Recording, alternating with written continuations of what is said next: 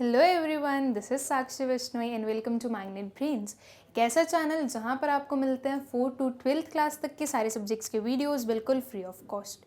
So students, अब हम क्या पढ़ने वाले हैं? अब हम पढ़ेंगे फॉल्स बेसलाइन। ठीक है, इसके पहले हमने टाइम सीरीज ग्राफ क्या होता है वो समझा था।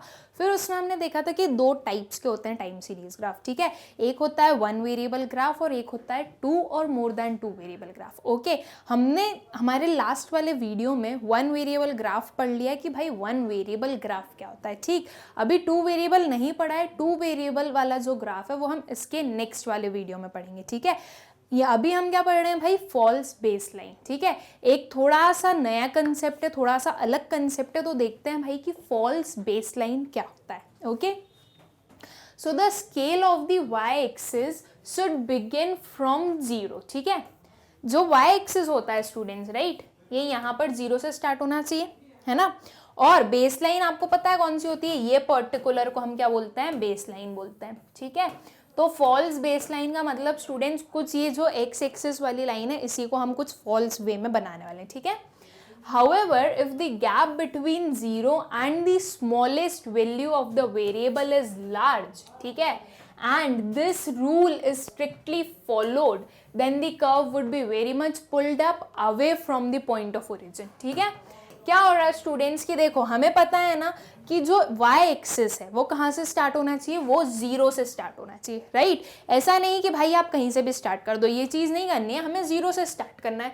तो अगर कोई भी हमें कोई भी इंफॉर्मेशन को प्लॉट करना है, ठीक है, अब वो जो इंफॉर्मेशन है उसका जो स्मॉलेस्ट वैल्यू है, ठीक है, जो स्मॉलेस्ट वैल्यू है वो इतनी बड़ी है कि वो अगर उस पर्टिकुलर वैल्यू को आप 0 से स्टार्ट कर पूरे ऊपर तक जाओगे तो आपका जो ग्राफ है वो बहुत बड़ा बन जाएगा। जैसे कि मान लीजिए स्टूडेंट्स, हमारी जो स्मॉलेस्ट वैल्यू है वो है 150।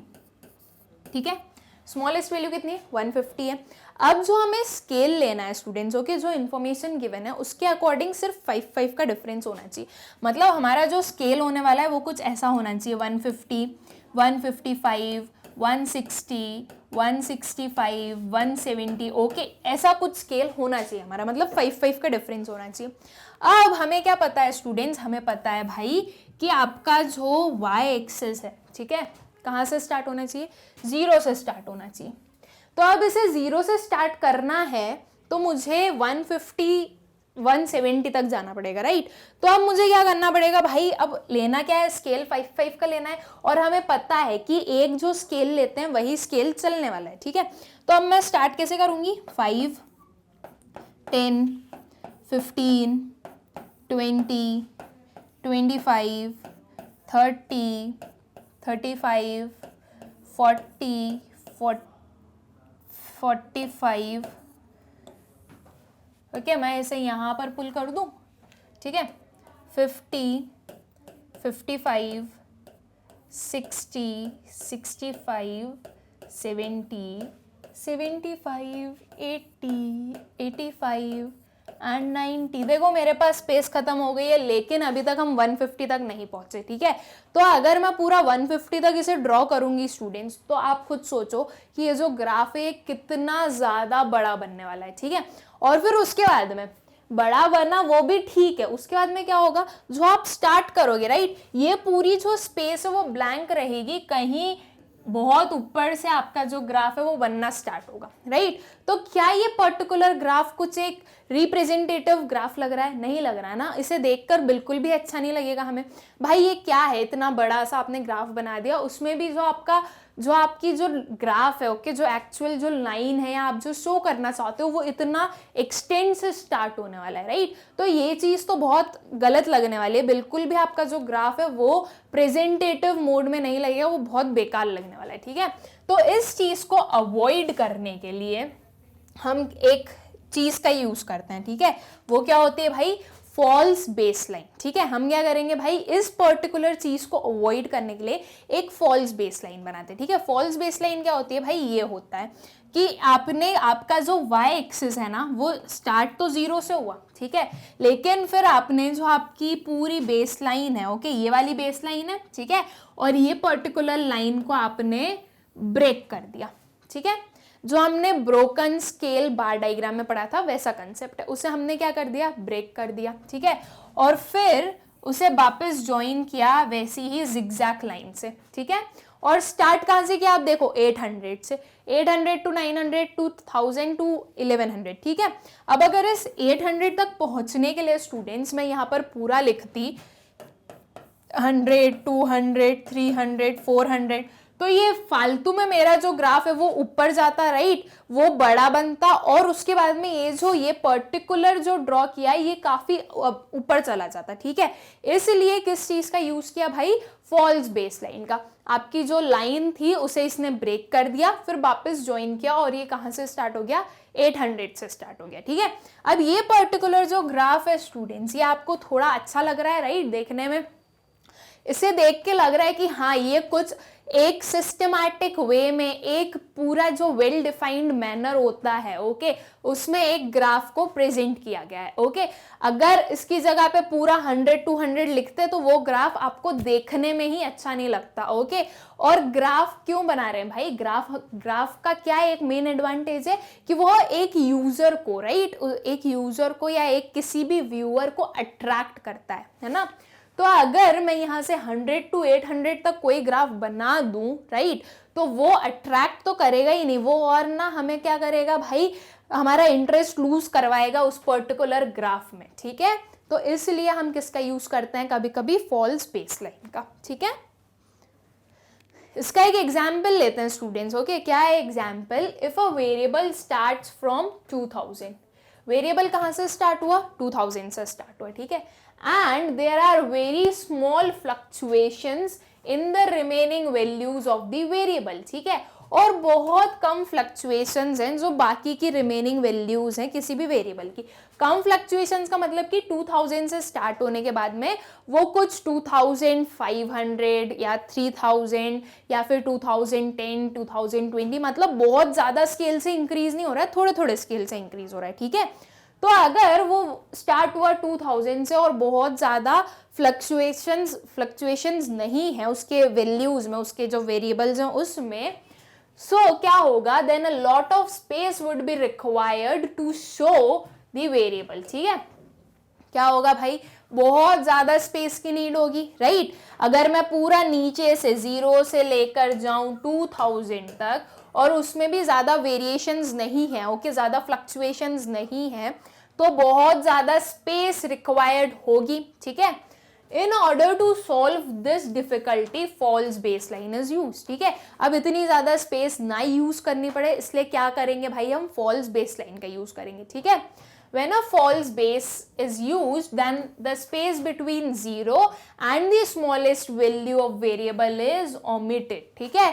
जो 0 और smallest value है वेरिएबल के बीच का, ठीक है, उनके बीच का जो डिफरेंस है उसे omit कर सकते हैं हम। जैसे कि ये पर्टिकुलर लाइन थी, अब अगर मैं यहाँ पे 2000 का शो करना चाहूँ तो मैं डायरेक्टली 2000 शो कर सकती हूँ भाई, ओके। इस पर्टिकुलर वे में मैंने यहाँ पे क्या किया, एक फॉल्स बेसलाइन ड्रॉ की, ठीक है, और कहाँ से स्टार्ट कर दिया मैंने अपना 2000 से। तो 0 और 2000 के बीच का जो डिफरेंस है ना वो इस पर्टिकुलर लाइन के अंडर आ गया है, ठीक है। वो वहां पर सब कुछ मिल गया है, मिक्सअप हो गया है। उन्होंने बोला कि ठीक है हम रख लेंगे आपका जितना भी जो डिफरेंस है ना 2000 का वो हम रख लेंगे अपने पास में, ठीक है। आप डायरेक्ट 2000 से स्टार्ट कर दो, कोई इश्यू नहीं है, okay. So whenever false baseline is used, it should be clearly indicated on the graph, ठीक है। जब हम एक false baseline का यूज कर रहे हैं स्टूडेंट्स तो उसे बहुत ही क्लियर इंडिकेशन मिलना चाहिए ग्राफ को देख के, ठीक है। जैसे कि देखो इस पर्टिकुलर ग्राफ में आपको समझ में आ रहा है ना कि ये false baseline बनाई है यहाँ पे, ठीक है। अब अगर मैं कुछ ऐसी बना दूं, सिर्फ मैं कुछ ऐसी बना दूं तो क्या आपको समझ में आएगा कि ये फॉल्स बेसलाइन है? उतना क्लियर इंडिकेशन नहीं दे रही है ना वो कि भाई वो फॉल्स बेसलाइन बनाई है आपने, ठीक है। तो आपको जो आप फॉल्स बेसलाइन बनाओगे वो क्लियर इंडिकेशंस देनी चाहिए, ठीक है। ये देखो बीच में थोड़ा गैप भी रखा है ताकि जो है भाई आपका ग्राफ वो रिप्रेजेंटेटिव लगे, वो प्रेजेंटेटिव लगे आपको, ठीक है। कोई भी जो व्यूअर है उसे देखने में भी अच्छा लगे, ठीक है। तो जब हम एक फॉल्स बेसलाइन का यूज करते हैं तो वो क्लियरली इंडिकेट हो जानी चाहिए हमारे ग्राफ के थ्रू, ठीक है। vertical line is broken into two parts and some blank space is left between them. ठीक है, ये जो वर्टिकल लाइन है राइट, ये पूरी पहले यहां तक थी, अब उसे हमने क्या कर दिया, उसे हमने ब्रेक कर दिया टू पार्ट्स में. ठीक है, और इनके बीच में थोड़ी थोड़ी स्पेस रख दी हमने. ठीक है, this blank space is shown by zigzag और लिंक्ड लाइन. ठीक है, ये जो हमारी जो स्पेस है उसे हम जिगजैग मैनर में शो कर रहे हैं. ठीक है, ये पर्टिकुलर जिगजैग मैनर में हम शो करते हैं एक जो वर्टिकल लाइन को ब्रेक करने के बाद में जो स्पेस आया है दोनों के बीच में. ओके, आई होप स्टूडेंट्स कि आप लोगों को फॉल्स बेसलाइन का मतलब अच्छे से समझ में आ गया भाई कि फॉल्स बेसलाइन होता क्या है और फॉल्स बेसलाइन के क्या हम बोल सकते हैं एडवांटेजेस है या वो कैसी दिखती है हमें. ठीक है, Why do we use false baseline? क्यों हम यूज करते हैं फॉल्स बेसलाइन को? आई गेस कि आप लोग समझ चुके हैं क्यों यूज करते हैं, फिर भी हम देख लेते हैं भाई ये जो भी 2-3 पॉइंट्स लिखे हैं वो कि क्यों यूज करते हैं हम फॉल्स बेसलाइन का. ठीक है, so the 3 objectives of using false baseline are. Okay, 3 objectives हैं, वो क्या है students? Variations in the data are clearly shown. एक डेटा के जो वेरिएशंस है वो हम क्लियरली शो कर सकते हैं. ठीक है, जैसे कि देखो अगर हमारे पास में कोई वैल्यूज है स्टूडेंट्स, कोई इन्फॉर्मेशन है, उसमें हमें क्या दिया है 2000, ये मैं वेरिएबल की वैल्यूज बता रही हूँ. ठीक है, 2000, ठीक है, 3000, 2070, ओके, देन आ गया हमारा 2050, 2010, 3050, ठीक है, 3010, ठीक है, और इनके कुछ कुछ फ्रीक्वेंसीज हम रख लेंगे कि भाई ये जो 2010 है इसकी फ्रीक्वेंसी हो गई कुछ. ओके, तो ये कुछ वैल्यूज देखो. अब ये वैल्यूज में हम क्या देख रहे हैं कि हमारे पास में जब इन्फॉर्मेशन सिर्फ इतने ही वैल्यूज की है तो हमारे जो वेरिएशंस हैं वो कम होंगे राइट. मैं डायरेक्ट 2000 से 3000 पर नहीं जाऊंगी ना, बिकॉज अगर मैं डायरेक्ट ऐसे गई कि मैंने एक लिया 2000 और एक लिया मेरा 3000 राइट, तो अब क्या होगा भाई कि अब मुझे ये जो इतने सारे आइटम्स हैं 250, 2050, 29, 2070 ये सारा इसके अंदर इंक्लूड करना पड़ेगा. अब ये 1000 है तो इसमें एकदम पास पास में आ जाएंगे सारे राइट, तो ये वेरिएशंस जो हैं वो क्लियरली शो नहीं हो पाएंगे. ठीक है, इन वेरिएशंस को क्लियरली अगर मुझे शो करना है तो मुझे जो स्केल है वो अपने छोटे लेने पड़ेंगे. ठीक है, जैसे कि मैंने ले लिया 2000, ठीक है, फिर ले लिया भाई 2020, 2040, 2060, 2080, 3000 एंड 3020. अच्छा 50 तक है तो 3040 एंड 3060. ठीक है, तो जो सारे मेरी वैल्यूज है उसके लिए मैंने वेरिएशंस कम कम लिए राइट. 2020 का ही डिफरेंस आ रहा है, और अगर मैं इस पर्टिकुलर जो डिफरेंस है इसके अकॉर्डिंग अगर मैं 0 से लेकर पूरा बनाऊं 2000 तक तो बहुत ज़्यादा बल्कि बन जाएगा मेरा ग्राफ और वो बिल्कुल भी अच्छा नहीं बनेगा राइट. तो ये जो वेरिएशंस है, जब ये वेरिएशंस को क्लियरली शो करना हो तो ये पर्टिकुलर ग्राफ का, ये पर्टिकुलर फॉल्स बेसलाइन का हम यूज करते हैं. ठीक है, अगर मैं वेरिएशंस नहीं शो करूं, मतलब अगर मैं हमारी फॉल्स लाइन का यूज ना करूं तो देखो क्या बन सकते हैं. मैं ये बना सकती हूँ फिर 500, 1000, 1500, 2000, 2500, 3000, ओके, एंड 3500. अब इनके बीच में डिफरेंस कितना है स्टूडेंट्स?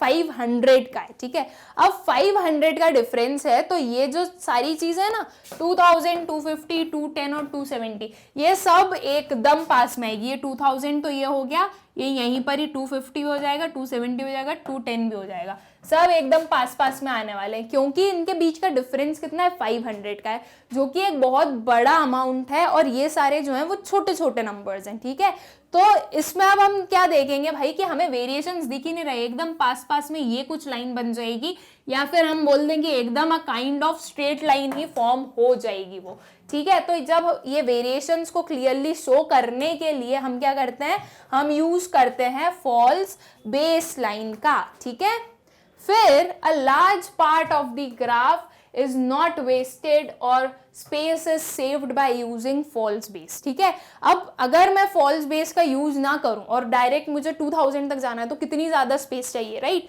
तो वो स्पेस बच जाएगी भाई अगर आपने फॉल्स बेस का यूज कर लिया है तो। ठीक है, the graph provides a better visual communication, right? जो हम फॉल्स बेस लाइन के थ्रू एक ग्राफ बनाएंगे तो वो ज्यादा अच्छा हमें एक विजुअल लुक देगा, राइट?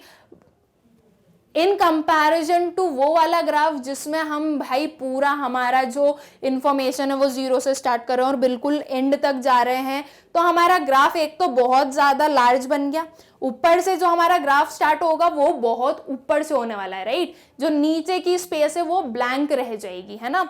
तो ये चीज क्या हो जाएगा भाई, ये चीज हो जाएगा कि आपका जो ग्राफ है वो अच्छा नहीं लगेगा, है ना?